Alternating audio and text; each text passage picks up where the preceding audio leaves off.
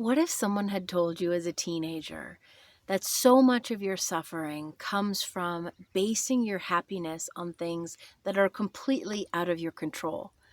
I wish someone had told me that, because if I'm honest, most of my teens and into my 20s were pretty much about trying to do what I thought other people wanted me to do. It can even feel like chasing happiness through other people. You know, those moments where you're waiting for him to text you back and then you're happy, or if the new friend approves of you, then you're feeling okay. Back then, if I got the grade or if I was offered the job or received a compliment, then I felt good. But when those things didn't happen, I would end up telling myself stories about not being enough or not being lovable or somehow always being behind. Here's the truth I learned the long way.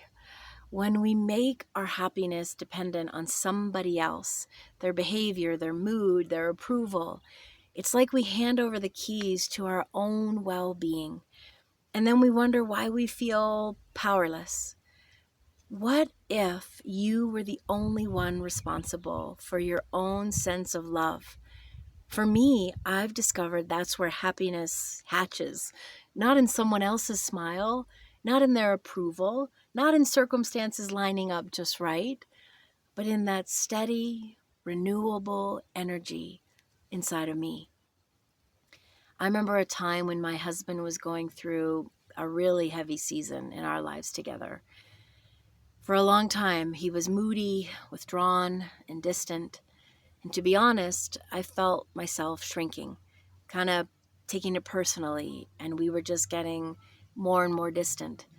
Until one day I asked, what if this isn't about me at all? What if I hold on to my center no matter what kind of storm he's in?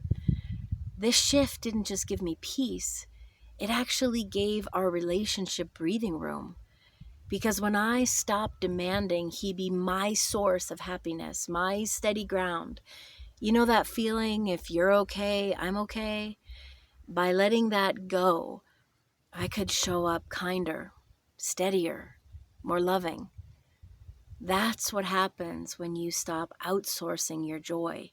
You stop pulling from everyone else and start radiating from inside. So maybe no one told you in your teens. Maybe you're only learning this now. That's okay. You can start here and ask yourself right now, where am I handing over the keys to my happiness? And what would it look like to take them back?